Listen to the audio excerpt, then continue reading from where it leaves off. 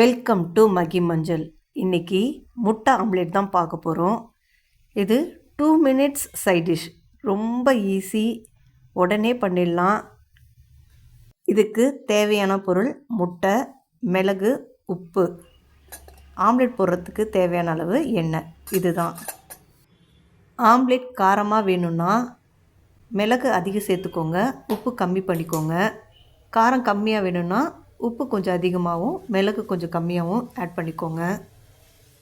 முதல்ல அடுப்பை ஆன் பண்ணிவிட்டு தோசைக்கல் வச்சு நல்லா ஹீட் பண்ணிக்கோங்க.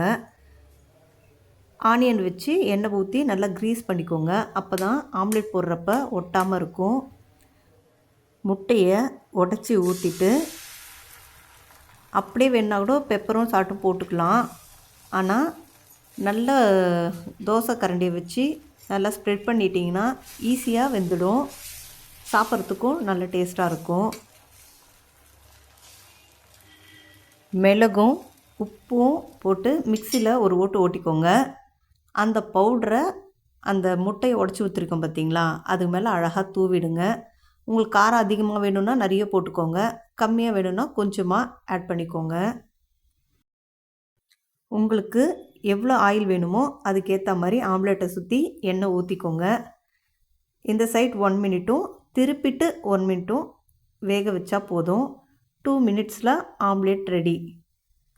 மிளகுத்தூளை முன்னாடியே ரெடி பண்ணி வச்சிட்டிங்கன்னா ஈஸியாக இருக்கும் அடுத்தடுத்த ஆம்லேட் போடுறதுக்கும். இந்த சைட் டிஷ்ஷு ரொம்ப ஈஸி. பிகினர்ஸ்க்கும் பேச்சுலருக்கும் இது ரொம்ப ஹெல்ப்ஃபுல்லாக இருக்கும். ட்ரை பண்ணி பாருங்கள். ஃபஸ்ட்டு இதை ட்ரை பண்ணி பார்த்துட்டிங்கனாவே உங்களுக்கு ஈஸியாக இருக்கும். புதுசாக டிஷ் செய்கிறதுக்கும் உங்களுக்கு இன்ட்ரெஸ்ட்டாக இருக்கும். இது ரொம்ப சிம்பிள், ஈஸியாகவும் செய்யலாம். ட்ரை பண்ணுங்கள். ஹெல்த்தியும் கூட. முட்டையை உடச்சி ஊற்றிட்டு லைவாக தான் போட்டிருக்கேன், எந்த எடிட்டும் பண்ணல. நீங்கள் பார்த்தீங்கன்னா 2 மினிட்ஸ்க்குள்ளேயே ஆம்லேட் ரெடி ஆகிடும்.